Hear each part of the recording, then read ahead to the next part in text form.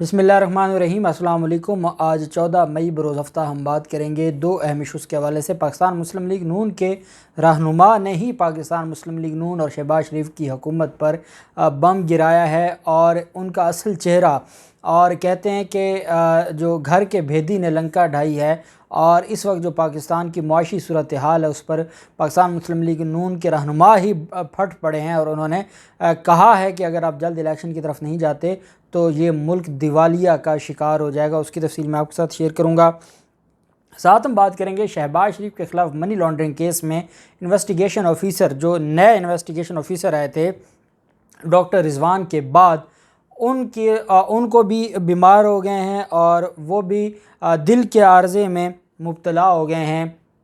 उनकी तरफ से भी आज एक दरख्वास्त दायर की गई थी और आप जानते हैं कि आज समाअत होने जा रही है बहुत अहम, और उस समाअत से पहले ये दरख्वास्त दायर की गई थी। उसकी तफसील भी मैं आपके साथ शेयर करूंगा। और साथ हम बात करेंगे कि पंजाब काबीना की तश्कील नवाज़ शरीफ के हाथ में, और नवाज़ शरीफ ने सारे मामलात अपने हाथ में ले लिए हैं और पंजाब की किस्मत का फ़ैसला नवाज़ शरीफ करेंगे। और मुझे लगता है कि नवाज़ शरीफ का फ़ैसला करने से पहले ही जब वज़ीर आला घर चले जाएंगे तो फिर उस काबीना की क्या हैसियत रह जाती है, और उस पर फिर हम ऑनरेबल लाहौर हाई कोर्ट से भी एक हाथ बांध कर एक मुतालबा भी करेंगे, एक इस्तदा भी करेंगे। पहले मैं आपको बताता चलूँ कि शहबाज शरीफ के ख़िलाफ़ जो मनी लॉन्ड्रिंग केसेस पर आज समाअत होने जा रही है, जिसमें अमजद परवेज़ साहब एक दरख्वास्त दायर करने जा रहे हैं और उनकी हाज़िरी माफ़ी की, जबकि नए प्रोसिक्यूटर जिनको तैनात किया गया था वो FIA की तरफ से पेश होंगे। और इन्वेस्टिगेशन ऑफिसर की हद तक भी दरख्वास्त दी गई है कि इन्वेस्टिगेशन ऑफिसर दिल की बीमारी में मुब्तला हैं और वो पेश नहीं हो सकते। Assistant director FIA Nadeem Akhtar, वो भी PIC मुंतकिल उनको कर दिया गया है और उनकी जो प्राइमरी PCI है वो कर दी गई है और एक स्टैंड डाल दिया गया है। और जो डॉक्टर असिस्टेंट डायरेक्टर हैं उनकी तबीयत के हवाले से ये कहा गया कि उनकी सेहत ख़राब है और ये जो सारी चीज़ें हैं अभी फ़िलहाल उनके लिए पॉसिबल नहीं है इस केस में पेश होना। मैं ये समझता हूँ बतौर कानून का तालिब इल्म कि जब चालान सबमिट हो जाता है और जब मामला फ़र्द जुर्म की तरफ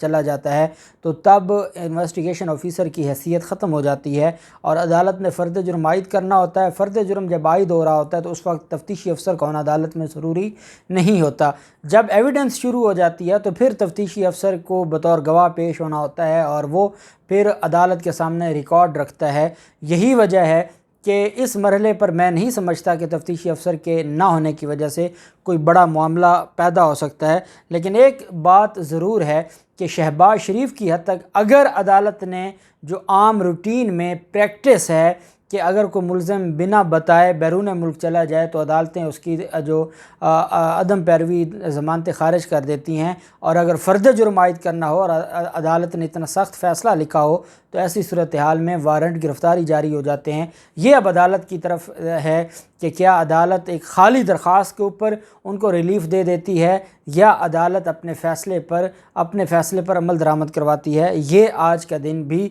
जो एजाज़ हसन अवान साहब की अदालत है उन्होंने ये फ़ैसला करना है और उनके पास ये सारे के सारे इख्तियारात हैं।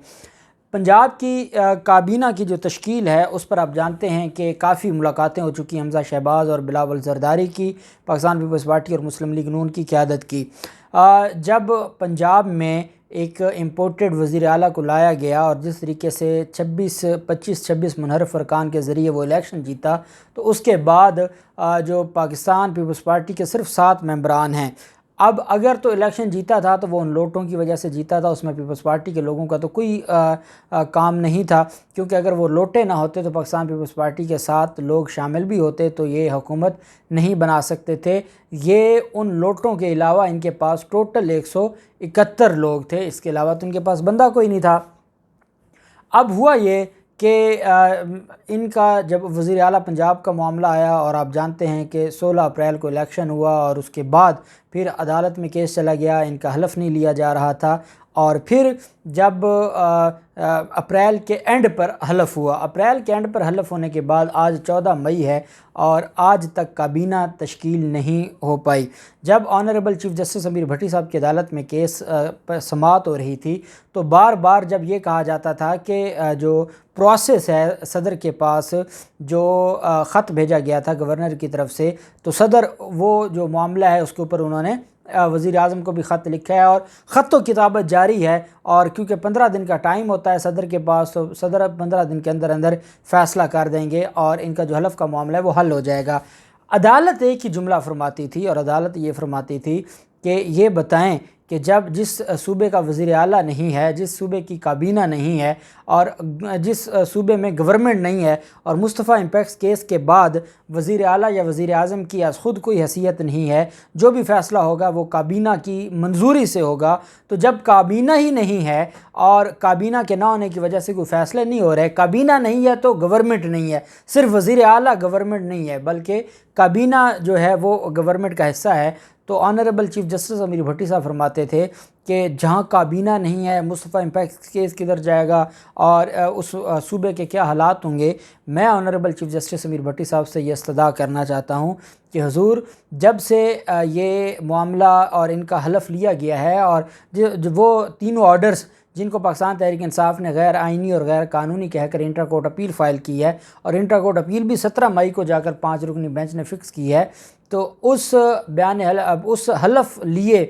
وزیر اعلیٰ کو بھی 15 دن گزر گئے ہیں حلف لینے کے بعد، کابینہ نہیں بنی اور اب کابینہ کے بارے میں کہا جا رہا ہے کہ وہ لنڈن میں بنے گی اور جو انہی عدالتوں کے مفرور اشتہاری اور بھگوڑا ہے وہ پنجاب کی کابینہ بنائے گا۔ اس میں میری گزارش ہے کہ کوئی کچھ بچ تو نہیں گیا، کوئی آئین کا آرٹیکل جس کو عدالتوں نے جس پر عمل درآمد نہ کروایا ہو اور رہ گیا ہو، تاکہ یہ پتہ چل جائے کہ حلف لینے کے بعد بھی 15 دن گزر گئے ہیں، کابینہ نہیں بنی اور کابینہ اب لنڈن میں بنے گی اور وہ جو معاملات ہیں وہ نواز شریف طے کریں گے۔ آپ بہتر جانتے ہیں کہ کیا آپ کو نوٹس لینے کی ضرورت ہے کہ جس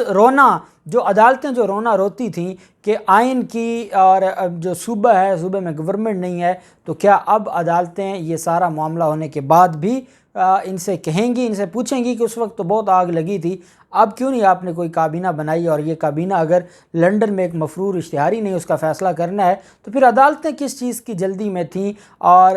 24 گھنٹوں کا ٹائم دے رہی تھی کہ 24 گھنٹوں میں یہ ہو جائے اور اسپیکر حلف لے لے، گورنر لے لے، صدر لے لے، ایڈوکیٹ جنرل پنجاب کو بار بار بلایا جاتا تھا، تو یہ ایک لمحہ فکریہ ہے۔ بہرحال پنجاب کابینہ کی تشکیل سے متعلق پاکستان مسلم لیگ نون کے صدر نواز شریف نے، یہ صدر نہیں ہے یہ قائد ہیں، صدر شہباز شریف ہیں، نواز شریف نے معاملات اپنے ہاتھ میں لے لیے اور اتحادی جماعت کے ساتھ پاور شیئرنگ فارمولے پر حتمی فیصلہ نواز شریف کریں گے۔ آبادی کے لحاظ سے پاکستان کے سب سے بڑے صوبے میں پنجاب میں کابینہ کی تشکیل کا جو معاملہ ہے وہ حل نہیں ہو سکا، جس کے بعد نواز شریف نے سارے معاملات اپنے ہاتھ میں لیے ہیں۔ میں نے آپ کو بتایا تھا کہ نئی کابینہ کے لیے مسلم لیگ لاہور سے تعلق رکھنے والے 8 MPs کے نام شامل کیے گئے۔ لاہور کے MPs میں مخصوص نشستیں بھی خواتین بھی شامل تھیں اور اس میں سیف الملوک کھوکھر جو کھوکھر برادران تھے، پھر عطا تارڑ کے نام بھی نئی صوبائی کابینہ میں تھے، رانا مشہود اور سلمان رفیق کے بھی تھے، تو یہی وہ لوگ جو پہلے بھی، اور ہنا پرویز بٹ اور ثانیہ عاشق کو بھی نامزد کیا گیا تھا جو مریم نواز کے ساتھ تھے، مریم نواز گروپ کے تھے، تو یہ ساری کی ساری جو چیزیں تھیں جس کی وجہ سے معاملہ بنا تھا۔ اب آپ اندازہ لگائیں، ایک پوسٹ لگی ہوئی تھی اور اس میں یہ کہا ہوا تھا کہ لنڈن میں جو لیڈرز بیٹھے تھے پاکستان مسلم لیگ نون کے، تو وہ سارے کے سارے وہ اسی علاقہ کے تھے جو GT روڈ کے، اس میں انہوں نے کہا کہ کیا مسلم لیگ نون کو یہ کبھی نہیں انہوں نے سوچا کہ جس میں نہ کوئی پختون بیٹھا ہے، نہ کوئی سرائکی بیٹھا ہے، نہ کوئی سندھی بیٹھا ہے، نہ کوئی بلوچی بیٹھا ہے، اور سارے کے سارے صرف GT روڈ کی جو سیاست ہے، مسلم لیگ نون GT روڈ کی جماعت بن گئی ہے۔ یہ ہے ایک لمحہ فکریہ، سوچنا ضرور ہوگا مسلم لیگ نون کو کہ یہ کیا کر رہے ہیں اور کس طریقے سے یہ سارے معاملات چلا رہے ہیں اور کس طریقے سے یہ ساری چیزوں کو آگے لے کر چل رہے ہیں۔ پاکستان دیوالیہ ہونے والا ہے، یہ کہنا ہے نون لیگ کے رہنما نے، اور خود مسلم لیگ نون کے رہنما قیصر احمد شیخ نے یہ خطرے کی گھنٹی بجائی ہے، اور نون لیگ کی معاشی ایڈوائزری کمیٹی کے ممبر ہیں قیصر احمد شیخ، انہوں نے یہ پریس کانفرنس کی ہے اور کہا ہے کہ پاکستان دیوالیہ ہو چکا ہے اب پاکستان کو سنبھالنا ہے، ہم صرف ہاتھ پھیلاتے رہیں گے، مزید قرض مانگتے رہیں گے، پاکستان اس طرح بحران سے نہیں نکل سکتا۔ جبکہ ہماری توجہ غیر ضروری معاملات پر ہے۔